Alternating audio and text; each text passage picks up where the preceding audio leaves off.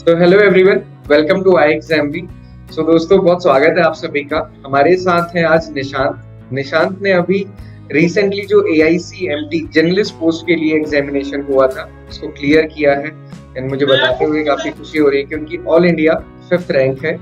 और न सिर्फ उन्होंने AICMT का एग्जामिनेशन इस साल क्लियर किया, इसके अलावा IBPS clerk and IBPS PO भी इन्होंने क्लियर किया है। सबसे पहले निशांत, हमारी तरफ से आपको बहुत बहुत शुभकामनाएं पूरे आईपीएल परिवार की तरफ से। Thank you so much sir, thank you so much, means a lot. So Nishant, अपने बारे में आप कुछ बताइए, फिर हम शुरू करेंगे बाकी सारी चीजें। श्योर सर मैं बेसिकली हिमाचल प्रदेश से बिलोंग करता हूँ। वहाँ पे एक डिस्ट्रिक्ट है, डिस्ट्रिक्ट सिरमौर, वहाँ से बेसिकली मैं बिलोंग करता हूँ। मैंने अपनी ग्रेजुएशन गलगोटिया यूनिवर्सिटी से किया है इन बीकॉम ऑनर्स, और 2018 में मैंने ग्रेजुएशन कंप्लीट कर ली थी। उसके बाद मैं अपने फ्रेंड्स के साथ ही एक स्टार्टअप में काम कर रहा था 3-3.5 साल, एंड लास्ट 1.5 ईयर से मैं प्रिपरेशन कर रहा हूँ, एंड रिसेंटली मैंने ये 3 एग्जाम्स क्लियर किया। ये तो काफी इंटरेस्टिंग स्टोरी रही ना कि पहले ग्रेजुएशन, उसके बाद आपका स्टार्टअप का एक्सपीरियंस एंड उसके बाद फिर preparation and then finally banking type examination. कैसे लगा कि बैंकिंग टाइप एग्जामिनेशंस ही प्रिपेयर करने हैं और स्टार्टअप को छोड़ना है अब? सर एक्चुअली स्टार्टअप सही चल रहा था। फ्रेंड्स जिनके साथ मैं काम कर रहा था वो लोग भी बहुत अच्छे से मेहनत कर रहे थे स्टार्टअप में, बट कुछ फैमिली इश्यूज हुए, मुझे घर वापस आना पड़ा, एंड फिर मैं स्टार्टअप को टाइम नहीं दे पा रहा था उस टाइम पे, तो फिर मुझे छोड़ना पड़ा वो अनफॉर्चुनेटली। एंड देन मुझे एक ऐसी जॉब चाहिए थी उस टाइम पे जो थोड़ी स्टेबल हो, जिसके साथ और भी चीजें कुछ कर सकता था। तो मैंने एक्सप्लोर की अपॉर्चुनिटीज, तो मुझे पता लगा बैंकिंग जॉब्स हैं जो तुम जल्दी, मतलब कम टाइम में जल्दी तुम ले सकते हो कोई भी गवर्नमेंट जॉब में। होती वो सिंपल ही है, बट उसमें कंपटीशन कुछ ज्यादा होता है, कॉम्पिटिटिव है। इजी बोल सकते हैं कि इजी है सिलेबस कवर करना, बट कंपटीशन थोड़ा ज्यादा है, तो वो मैंने चूज किया उस टाइम पे। तो मेरे पे कोई और ऑप्शन उस टाइम पे दिख नहीं आता, क्योंकि मेरे को घर से ही प्रिपरेट करना था और मैं उस टाइम पे जॉब करने बाहर नहीं जा सकता। तो मैंने उस टाइम पे वो चूज किया सर। तो उसके बाद तो डायरेक्टली 1-1.5 साल बाद एग्जाम्स क्लियर होने लग गए। जब प्रीलिम्स क्लियर हुआ तो और कॉन्फिडेंस आया। फिर सोचा कि नहीं, अगर प्रीलिम्स हो रहा है इतनी जल्दी, 3 महीने में मैंने SBI PO का प्रीलिम्स क्लियर कर दिया था, तो मुझे लग रहा था कि नहीं, अगर इतनी जल्दी हो रहा है तो शायद इसमें ही डेस्टिनी लेके जा रही है। तो उसके बाद मैंने कंटिन्यू रखी सर, कंटिन्यूटी वो रखी है, मेंटेन रखी। तो उससे लेके आज ये जब सारे एग्जामिनेशन, मतलब हम कह सकते हैं कि बहुत वैरायटी के एग्जामिनेशन क्लियर हुए, तो कैसा लग रहा है अभी? सर अब तो काफी अच्छा लग रहा है, और अपने से ज्यादा पेरेंट्स के लिए अच्छा लग रहा है, क्योंकि वो लोग बहुत इस टाइम पे खुश हैं, और मतलब उनको मुझसे ज्यादा सेटिस्फेक्शन उनको ही है जॉब की। मुझे शायद इतनी वैल्यू नहीं पता है, बट उनके जब उनको खुश देखते हैं तो ज्यादा बेटर फील होता है। जॉब से इतना ज्यादा शायद मैं कनेक्ट नहीं कर पाता हूँ, लेकिन जब पेरेंट्स की खुशी देखते हैं तो ज्यादा बेटर लगता है। जिस दिन आपका ये वाला रिजल्ट आया था PIC का, और क्योंकि IBPS का तो एक साथ ही रिजल्ट आ जाता लगभग, तो आपने सबसे पहले किसको बताया? सर जब दोनों का ही, जब IBPS का भी आया था, IBPS का अप्रैल में आया था और AIC का कुछ ही उसके 15-20 दिनों में आ गया था। तो दोनों के टाइम में मैंने पेरेंट्स को ही सबसे पहले बताया था, और IBPS के टाइम पे भी वो खुश थे, क्योंकि वो पहला एग्जाम क्लियर हुआ था, तो उस टाइम पे वो ज्यादा खुश थे। फिर जब AIC का हुआ तो उनको स्टार्टिंग में AIC का इतना आइडिया नहीं था कि क्या है, फिर कंफ्यूजन हो रही थी कि कौन सी जॉब ज्वाइन करनी है। तो उस टाइम पे वो मतलब खुश थे, लेकिन इतनी एक्साइटमेंट उन्होंने नहीं दिखाई थी जितना पहले एग्जाम्स पे उन्होंने दिखाई थी। तो वो बहुत खुश थे। तो यस सर। आपने जैसे बताया कि पेरेंट्स के लिए आपको काफी अच्छा लगता है, पेरेंट्स को भी ये सारी चीजें अच्छी लगती है डेफिनेटली, क्योंकि आपने अचीव किया है। इसके अलावा स्टार्टअप वाला, और आपकी लाइफ में हमारी लाइफ में कई सारे लोग होते हैं, फ्रेंड्स, रिलेटिव्स, पेरेंट्स। आपको क्या लगता है कि आपकी जो ये पूरी सक्सेस है और जिसमें कि आप लगातार अचीव करते चले गए, तो इसमें किस किस का रोल है?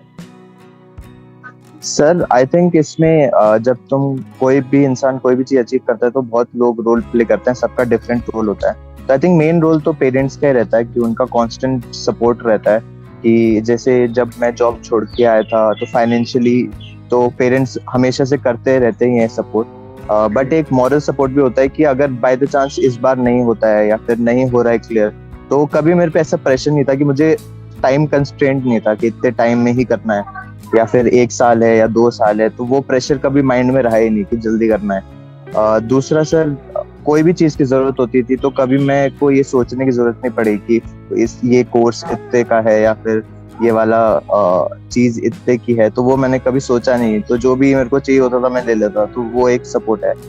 थर्ड सर, थर्ड ये होता है कि गाइडेंस एक बहुत इंपॉर्टेंट चीज होती है। जैसे मेरे डैड प्रोफेसर हैं, तो वो खुद भी बहुत एफर्ट डालते थे चीजों को जानने के बारे में कि आईबीपीएस में क्या पैटर्न रहता है, कैसे टाइप के एग्जाम्स होते हैं और कौन कौन से एग्जाम्स होते हैं। तो वो भी बहुत इंडल्ज हो जाते थे, कोई नोटिफिकेशन आती तो उनको पहले पता चल जाता था मुझसे।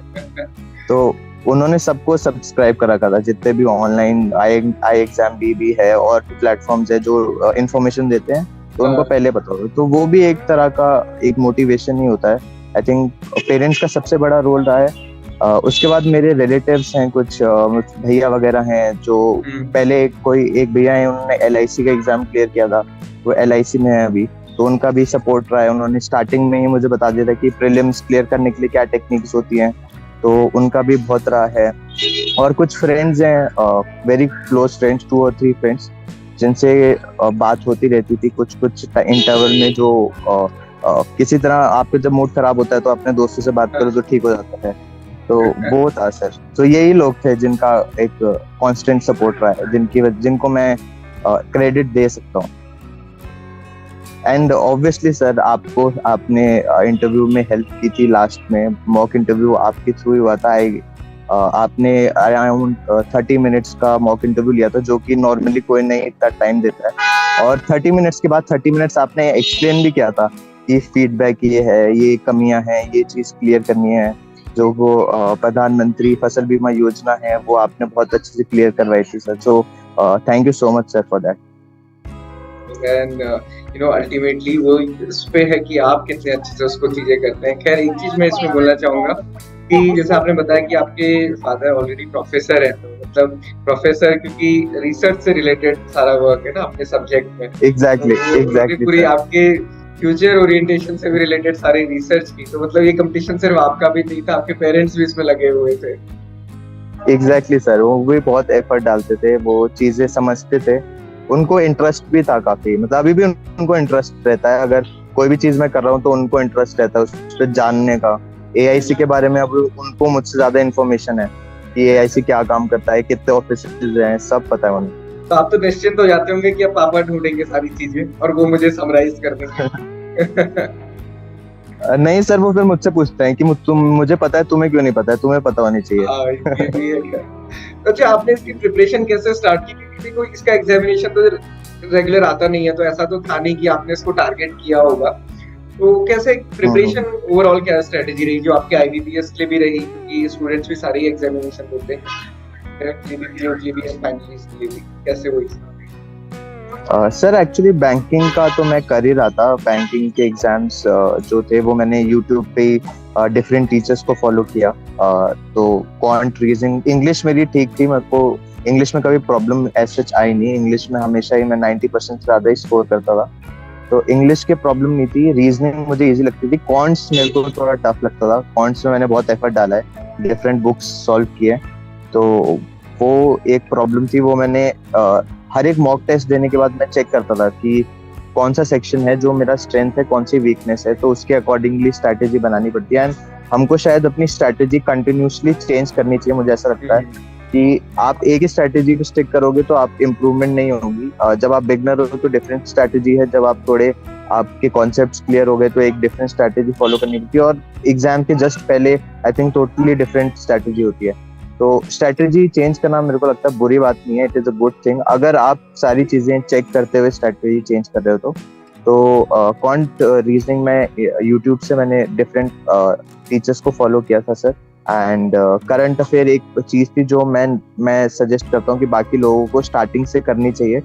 मैंने नहीं की थी, मैंने वही जो लास्ट 6 मंथ्स कैप्सूल और वो आता है जो बिल्कुल ही लास्ट के 15 डेज में करना होता है, वो वाला किया था। उसके थ्रू ही मैंने वो रिवाइज किए थे current affairs, but I think अगर हम पहले से करें तो काफी इजी हो जाता है वो करना। तो है। और इसमें क्योंकि डिस्क्रिप्टिव इंग्लिश का भी पार्ट था, तो यस सर। वो कैसे आपने प्रिपेयर किया? सर डिस्क्रिप्टिव इंग्लिश का 3 चीजें होती हैं, एक उसमें स्पेलिंग्स का रहता है, दूसरा उसमें ग्रामर का रहता है, एंड थर्ड उसमें सर रिपीटेटिवनेस नहीं होनी चाहिए, एक ही लाइन बार बार रिपीट नहीं कर सकते आप। तो वो मैं ग्रामरली के थ्रू ऑनलाइन चेक करता था कि मेरी कहाँ कहाँ मिस्टेक्स हैं, वो मैं सही करता था। एंड डेली अगर हम एक ऐसे और एक लेटर ही प्रैक्टिस करें एग्जाम से 15 दिन पहले भी, तो I think that is enough. उससे ज्यादा उसमें एफर्ट डालने की जरूरत नहीं है।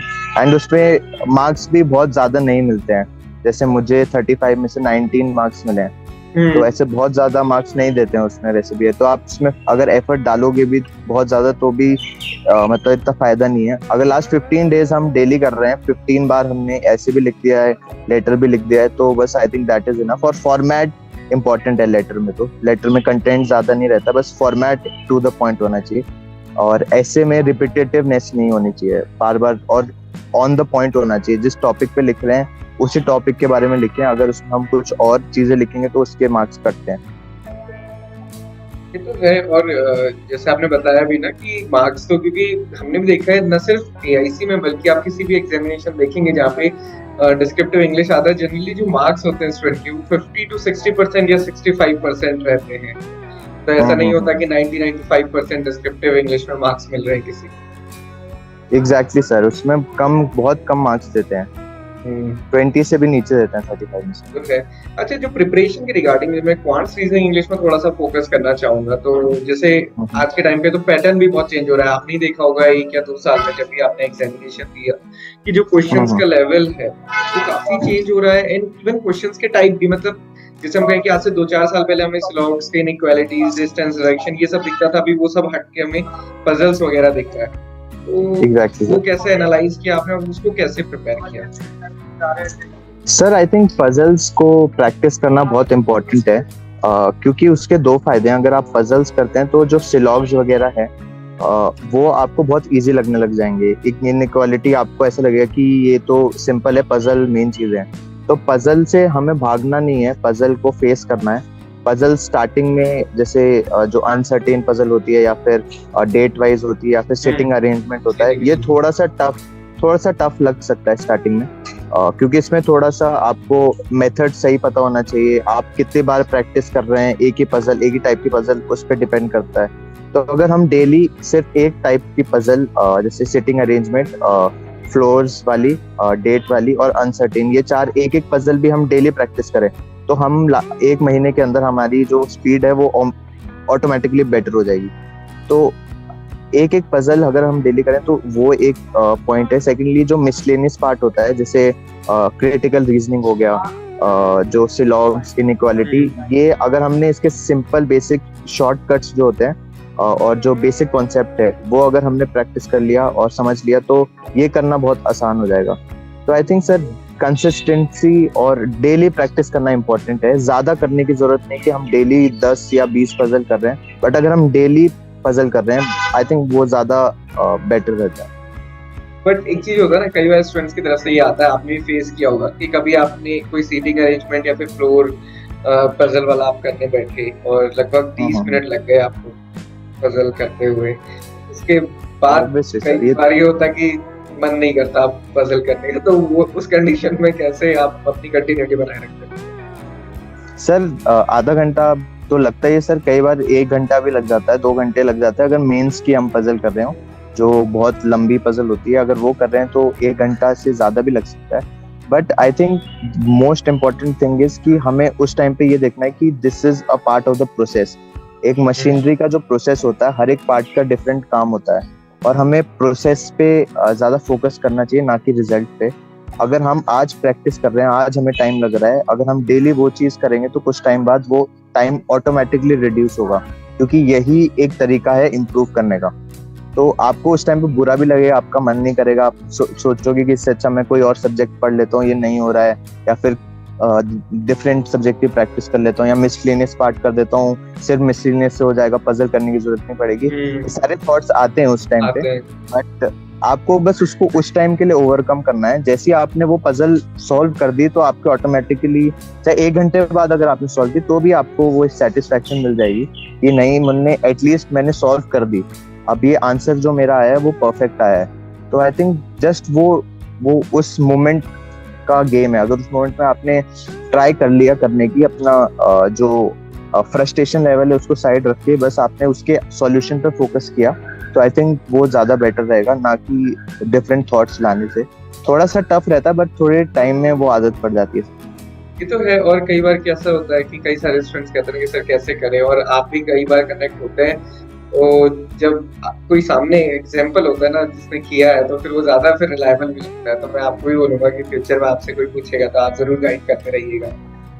श्योर सर, बिल्कुल। और इंटरव्यू की प्रिपरेशन या इंटरव्यू आपने कैसे प्रिपेयर किया, क्योंकि उसका भी अच्छा खासा यहाँ पे रोल था। सर इंटरव्यू बेसिकली मैं जब जॉब कर रहा था सर 3 साल के लिए, तो मेरे को ये अपॉर्चुनिटी मिली थी कि मैं तीन लोगों में बेसिकली 3 टाइम के डेली 3 उसमें पैटर्न्स में इंटरव्यूज लेता था लोगों के। मैं एचआर फील्ड में था, तो मैंने बहुत सारे अराउंड 100 प्लस इंटरव्यूज खुद लिए हैं। तो मुझे वो माइंडसेट पता था कि इंटरव्यूअर का माइंडसेट क्या होता है। हमेशा एक इंटरव्यू सर आपको जॉब देना चाहता है, वो चाहता है कि आपको जॉब मिले, बस वो कुछ चीजें नोट कर रहा होता है। अगर आप वो सही बोल दो तो ऑब्वियसली वो आपको सिलेक्ट कर लेगा, क्योंकि उसको भी अपना टाइम बचाना है। अगर वो इंटरव्यू ले रहा है तो उसका मोटिव तो यही है ना कि उसको किसी को जॉब देनी है। ये है सही बात। तो उसके मोटिव को पहचानने की जरूरत है, और ये पहचानने की जरूरत है कि वो सुनना क्या चाहता है, वो किस चीज के लिए रिक्रूट कर रहा है, उसको क्या एबिलिटीज चाहिए कैंडिडेट में। अगर हम बस इतनी छोटी सी बात समझ जाएं तो हमारे आंसर्स भी ऑटोमेटिकली उस पर्टिकुलर फील्ड के हिसाब से हो जाएंगे। जैसे फॉर एग्जांपल सर, मैं जब IBPS PO का इंटरव्यू देने गया था, तो मेरा इंटरव्यू एक बहुत ही नॉन कन्वेंशनल तरीके से हुआ था। मतलब ऐसे क्वेश्चंस पूछे मुझसे जो दूर दूर तक किसी का बैंकिंग से कोई लेना देना नहीं था, और मुझे और कंफ्यूज भी कर रहे थे वो लोग। जैसे जब मैं एंटर हुआ था तो मुझसे पूछा उन्होंने कि निशांत, हाउ यू फीलिंग? तो I told sir I am feeling fine. तो उन्होंने पूछा कि मुझे ये बताओ, कोई इंसान फाइन कब फील करता है?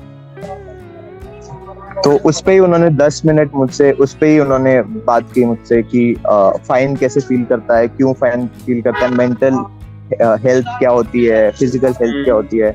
उसके बाद उन्होंने ये पूछा कि आप बैंकिंग में क्यों आना चाहते हो, बैंकिंग का जो PNB है उसका PCR बताओ हमें, जो प्रोविजनल कवरेज रेशियो होता है, तो वो मुझे नहीं आता था। फिर उसके बाद उन्होंने अडानी वाला इशू चल रहा था सर उस टाइम पे, तो अडानी पे उन्होंने क्वेश्चंस पूछे मुझसे कि अडानी का क्या है, हिंडनबर्ग क्या है, शॉर्ट सेलिंग कंपनी क्या होती है। तो ये बहुत डिटेल्ड इंफॉर्मेशन लेने की कोशिश की। तो वो जज करते हैं सर कैंडिडेट को कि कैंडिडेट का बैकग्राउंड क्या है, कैंडिडेट से किस चीज के बारे में उसे पता होना चाहिए। तो कैंडिडेट को हमेशा जिसमें उसने ग्रेजुएशन किया उसके बारे में तो पता होना ही चाहिए, वो सबसे इम्पोर्टेंट है, क्योंकि उसके अलावा उनके पास कुछ है ही नहीं पूछने के लिए। वो तुम्हें नहीं जानते हैं, और किसी भी कैंडिडेट को पर्सनली तो नहीं जानते हैं, वो बायोडेटा देख के ही पूछेंगे। तो उसमें जो ग्रेजुएशन आई थिंक उसके बारे में आपको पता होना चाहिए, क्योंकि वो आपकी मेन चीज है जिसमें आपने 3 साल लगाए हैं, 3 साल आपने ग्रेजुएशन करी है, तो उसके बारे में एटलीस्ट बेसिक्स तो आपको पता होना चाहिए। अगर मैं कॉमर्स ग्रेजुएट हूँ तो मुझे डेबिट क्रेडिट या जो गोल्डन रूल्स ऑफ अकाउंटिंग है वो ही नहीं पता होंगे तो फिर कैसे चलेगा। इंटरव्यू में बेसिक बैलेंस शीट से अगर वो स्टार्ट कर दें तो एग्जैक्टली बैलेंस शीट हो गया, जर्नल, लेजर, ट्रायल बैलेंस, जो 12th तक हमने पढ़ा था, अगर उतना ही हमें आता हो I think that is enough for it.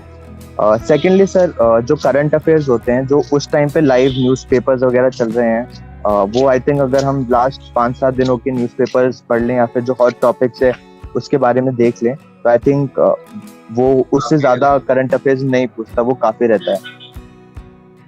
तो यहाँ पे जो AIC का इंटरव्यू था, इसमें कैसा रहा आपको, इसमें क्या पूछे? सर जो AIC का इंटरव्यू था वो मेरा लॉन्गेस्ट इंटरव्यू था, वो 27 to 28 मिनट्स चला था। जो मेरा IBPS तो मतलब मॉक इंटरव्यू से काफी रिलेट हुआ फिर I think. Exactly sir, mock interview 3-4 minute he extra था, ज्यादा एक्स्ट्रा नहीं था। तो सर उसमें एक्चुअली 5 पैनल मेंबर्स थे। जो हमारी चेयरमैन है मैम गिरिजा सुब्रमण्यम मैम, वो भी थी, और 4 और बोर्ड ऑफ डायरेक्टर्स थे। तो सबने इंडिविजुअली क्वेश्चंस पूछे। एक सर थे, उन्होंने मुझसे, जो मुझे नहीं आता था मैं वो पहले बता देता हूँ। उन्होंने मुझसे पूछा था कि अगर मुझे एक गाड़ी मंगानी है, फॉरेन गाड़ी मंगानी है इंडिया में, तो मुझे नेक्स्ट स्टेप क्या करना है। तो मुझे उस टाइम पे नहीं नहीं समझ आ रहा था कि इसका क्या आंसर दूंगा। तो मैंने बोला सर आप फीचर्स देखेंगे गाड़ी के, या फिर आप उसकी क्वालिटीज देखेंगे कि मुझे किस टाइप की गाड़ी चाहिए, उसके हिसाब से आप मंगाएंगे। तो उन्होंने बोला कि मैंने सब देख लिया है, मुझे क्वालिटीज भी, मुझे कंपनी भी मैंने फाइनल कर ली, गाड़ी भी फाइनल कर लिया, बस मुझे मंगानी है गाड़ी। तो मैं क्या करूंगा नेक्स्ट। तो फिर भी मुझे समझ नहीं आया, तो मैं वही फीचर्स या फिर वही सब कह रहा था कि सर आप फीचर्स देखिए। आप सिलेक्शन पे ही थे गाड़ी के? मैं सिलेक्शन पे ही था, क्योंकि मुझे समझ नहीं आता कि अगर आपको मंगानी है तो आप मंगा लो, मतलब अब उसमें क्या ही हो सकता है। तो फिर उन्होंने बाद में बताया कि वो एनआरओ अकाउंट खुलवाना पड़ता है। एनआरओ मतलब वो आप कैसे पैसा भेजोगे और कैसे वो आईडी बुकिंग कैसे होगी? एग्जैक्टली उस पे मैं नहीं शिफ्ट नहीं हो पा रहा था। उसके अलावा इंफ्रास्ट्रक्चर पे क्वेश्चन था कि इंफ्रास्ट्रक्चर कितना इम्पोर्टेंट है हमारी इकोनॉमी के लिए, और इंफ्रास्ट्रक्चर का क्या रोल रहता है, कि अगर हम इंफ्रास्ट्रक्चर पे पैसा लगाएंगे तो उसका क्या बेनिफिट्स होगा। वो मुझसे पूछा था। उसके अलावा बेसिक बैंकिंग के क्वेश्चंस भी पूछे थे, क्योंकि मैंने उनको बता दिया था कि मैंने अभी रिसेंटली ये एग्जाम्स क्लियर किए हैं। तो उस पर उन्होंने मुझसे बैंकिंग से रिलेटेड क्वेश्चन भी पूछे, इंश्योरेंस पे कुछ क्वेश्चंस पूछे, एग्रीकल्चर का कुछ पूछा नहीं था। एंड सर अराउंड 27 मिनट्स का इंटरव्यू था। उन्होंने कुछ भी एआईसी से रिलेटेड या पीएमएमबीवाई से रिलेटेड इस टाइप से कुछ पूछा था? नहीं सर, मुझसे नहीं। जर्नलिस्ट पोस्ट थी शायद, तो उन्होंने सिर्फ जनरल क्वेश्चन ही पूछे थे सर, एग्रीकल्चर का कुछ पूछा ही नहीं था। वाइल मैं प्रिपेयर करके गया था for the safer side, but उन्होंने कुछ पूछा था नहीं। फिर अभी फाइनली आपके पास 3 ऑप्शन है, हम कह सकते हैं। क्लरिकल भी है, पीओ ऑफिसर भी है। किस बैंक में आपका सिलेक्शन हुआ है क्लरिकल एंड पीओ में? सर क्लरिकल में पंजाब नेशनल बैंक हुआ है, एंड पीओ में यूनियन बैंक हुआ है। तो अभी तीनों में से अभी तो डिसाइड कर ही लिया होगा आपने कि किस में जाना है? ये सर वो मैंने एक्चुअली काफी टाइम लगा मुझे डिसाइड करने में, क्योंकि मुझे आइडिया नहीं था। आपका भी सर इसमें बहुत बड़ा रोल था, जो आपने मुझे इंडिविजुअली गाइड किया था, क्योंकि आप भी सर शायद यूबीआई में काम कर चुके हैं पहले। तो उसके अराउंड से तो sir I chose AICL on union bank, क्योंकि एक तो जो पैकेज है वो थोड़ा ज्यादा है, सेकेंडली जो वर्क कल्चर है वो काफी बेटर है यूनियन बैंक से, and thirdly sir work pressure भी काफी कम है। तो अगर हमें किसी और चीज की प्रिपरेशन करनी है या फिर कोई अलग साथ में पैशन फॉलो करना है, तो AICL I think is a better choice. तो कोई डाउट नहीं कि AIC इवन जो जैसे आपने कहा पे ग्रेड और वर्किंग प्रेशर, मतलब वर्क प्रेशर को अगर हम ऐसे देखें कि AIC में कस्टमर डीलिंग नहीं है, पर जो रूटीन बैंकिंग है उसमें तो कस्टमर डीलिंग ही है, चाहे PNB हो चाहे यूनियन बैंक कोई भी बैंक। Yes sir. और सर AICL में 10 to 6 है जॉब, और 6 बजे आपको जा सकते हैं। बैंक में वो नहीं है, उसमें 8, 9, 9:30 ये टाइम रहता है। ये अच्छा लगा निशांत आपसे डिस्कस करके। तो फाइनली आप क्या कहना चाहेंगे स्टूडेंट्स को जो सभी कॉम्पिटिटिव एग्जामिनेशंस की प्रिपरेशन कर रहे हैं? Sir first of all there are 2 things जो मैंने फॉलो करी है, वो पढ़ाई से रिलेटेड नहीं है। It is a general principle जो मैंने फॉलो किया था। फर्स्ट इज कि नेवर लाई टू योरसेल्फ। अगर आपने पढ़ाई करी है तो आप बोलो कि आपने करी है, और अगर आपने नहीं करी है तो अपने मन को मनाने के लिए कि आप बस बैठे थे, आपने पढ़ा नहीं था, वो मत करना। वो एक ऐसी चीज है जो I think won't take you too long. उसमें अगर आप अपने माइंड को हमेशा मनाते रहोगे कि मैंने पढ़ा, मैंने ट्राई किया था, मैं बैठा 3 घंटे बैठा था, पर आपका आउटपुट उतना नहीं निकल रहा है, तो वो एक चीज है जो जिसमें आप इम्प्रूव नहीं कर पाओगे। Secondly sir I think be honest with your work, और be honest with your parents as well. उनको क्लियर बताओ कि इतनी मेरी तैयारी हो रखी है, इन चीजों पे मुझे काम करना है। और आप तैयारी तभी करो अगर आपको करनी है। अगर आपको नहीं करनी है, आप जबरदस्ती कर रहे हो, तो आई थिंक वो काम नहीं करेगा। क्योंकि जितने लोग सच में तैयारी कर रहे हैं वो फुल एफर्ट डाल रहे हैं, वो डेली 8-9 घंटे पढ़ रहे हैं, फुल अपना एफर्ट डाल रहे हैं। अगर आपको उनसे कॉम्पीट करना है तो आई थिंक आपको भी उसी लेवल पे आना पड़ेगा, नहीं तो आप छोड़ सकते हो। आपको मतलब टाइम वेस्ट मत करो अपना जबरदस्ती मन को मना के कि नहीं मैं कर रहा हूँ, बट आप एक्चुअली एफर्ट नहीं डाल रहे हो, क्योंकि बहुत कॉम्पिटिटिव एग्जाम्स हो गए हैं आफ्टर कोविड। तो और ज्यादा जो लोग ले ऑफ हुए थे डिफरेंट कंपनीज से, वो भी प्रिपेयर करने आ चुके हैं, and they are also very damn serious about the job, because उनके पास जॉब नहीं है, उनको अब गवर्नमेंट सेक्टर में आना है, तो वो भी बहुत एफर्ट डाल रहे हैं। तो आई थिंक वो एक सिचुएशन है जहाँ पे आप बेसिकली अपने आप को इम्प्रूव नहीं कर पाओगे। तो ये 2 प्रिंसिपल्स मैंने भी फॉलो किए थे, तो I think that is a thing. And thirdly मैं सर ये पर्सनली बोलना चाहता था कि आपका इंटरव्यू में सर बहुत ज्यादा हेल्प रही थी, and thank you so much for that sir, क्योंकि मैंने और भी मॉक इंटरव्यूज दिए थे IBPS PO के लिए, बट इतनी डिटेल्ड इंफॉर्मेशन और मेरी आपने सिर्फ नॉलेज नहीं बढ़ाई सर, आपने मेरी पर्सनालिटी के बारे में भी मुझे कुछ ऐसी चीजें बताई थी जो मैं इम्प्रूव कर सकता था। जैसे मैं थोड़ा तेज बोल रहा था, तो आपने कहा था कि तेज नहीं, थोड़ा आराम आराम से बोलो, और जो डिफरेंट एक्टिविटीज आपने नोटिस करी मेरी कम्युनिकेशन स्किल्स में, एंड जो आंसर्स मैं बना के थोड़ा ऐसे लर्न करके आया था आंसर्स, उसको आपने ऐसे बताया कि उसको अपने वर्ड्स में बोलेंगे तो ज्यादा बेटर रहेगा। तो वो फीडबैक सर बहुत काम किया, क्योंकि जस्ट मेरा जब इंटरव्यू हो ही गया था तो ऑलमोस्ट मुझे लग रहा था कि मैं सिलेक्ट हो जाऊंगा, क्योंकि वो लोग कह रहे थे लास्ट में कि हम ये इंटरव्यू तभी एंड करेंगे जब हमें बताएंगे कि आप यूनियन बैंक ज्वाइन नहीं कर रहे हैं। अगर आप नहीं करेंगे तभी हम आपको सिलेक्ट करेंगे। तो मैंने उनको कहा था कि नहीं, आप उसके बारे में बिल्कुल वो मत रहिए, मैं नहीं, अगर मेरा सिलेक्शन होता है तो मैं यूनियन बैंक नहीं ज्वाइन करूंगा। ओके, हाँ, तो ये शायद हमारा इंटरव्यू में भी क्वेश्चन रहा होगा कि आप क्यों AIC ज्वाइन करना चाहते हैं। Exactly sir. तो वो बहुत हेल्पफुल था सर मॉक इंटरव्यू, वो बहुत ज्यादा हेल्प करी उसने। वो ऑलमोस्ट मेरे इंटरव्यू से 2-3 दिन पहले ही था, बट उन 2-3 दिन में मैं अपने आप में बहुत सारी चीजें इम्प्रूव कर पाया था sir. Thank you so much sir. तो ये आपके एफर्ट्स का भी है, हमारी तरफ से तो जो भी हेल्प होती है हम डेफिनेटली उसे करते हैं। बट ये अच्छा है कि आप याद भी रखते हैं उस चीज को। एंड एक चीज आपने बहुत अच्छी कही कि कभी भी अपने आप को हमें बेवकूफ नहीं बनाना है कि हम पढ़ने बैठे हैं जस्ट शो ऑफ करने के लिए। ये काफी अच्छी चीज है, क्योंकि मुझे भी मेरे ग्रेजुएशन के टाइम पे हमारे टीचर ने कहा था, मैं किसी एग्जाम की प्रिपरेशन कर रहा था, वो डिफिकल्ट था बहुत, उन्होंने कहा था कि तुम सही में तैयारी कर रहे हो या खुद को, मतलब उन्होंने कहा किसी को भी मूर्ख बनाना, खुद को मत बनाना बस। एग्जैक्टली सर, वो जिस चीज को करो अच्छे से करो। यस सर, वो सर कॉलेज टाइम या स्कूल टाइम में मैं खुद करता था सर, बट जब मैं प्रिपरेशन करने आया हूँ तब मुझे वो चीज रियलाइज हो गई थी कि यहाँ पे अगर मैं किसी को बेवकूफ बना रहा हूँ तो फिर मैं खुद को ही बनाऊंगा, क्योंकि और कोई नहीं देखने वाला, कोई टीचर नहीं है। अगर आपको सेल्फ स्टडी करनी है तो आपको खुद ही अपना जज बनना पड़ेगा, आपको खुद ही देखना पड़ेगा कि आपको कितना आपने कवर किया, कितना आपको कवर करना है, और कितनी और प्रैक्टिस की आपको जरूरत है। तो सर बस वो एक चीज थी जो मैंने फॉलो करी। बाकी जो भी स्ट्रैटेजीज होती हैं और जो प्रैक्टिस सेट्स होते हैं वो तो सब मिल जाता है आजकल, वो बहुत इजीली मिल जाता है। सो अभी आपकी ज्वाइनिंग कब से है सर? 31 मई से है। 31 मई से ही है। Okay, so all the very best for your future. Thank you so much sir. Congratulations. Thank you so much sir. Exam भी thank you so much sir for giving your good time and specifically जो guidance आपने students के लिए दी है उसके लिए भी बहुत बहुत थैंक यू।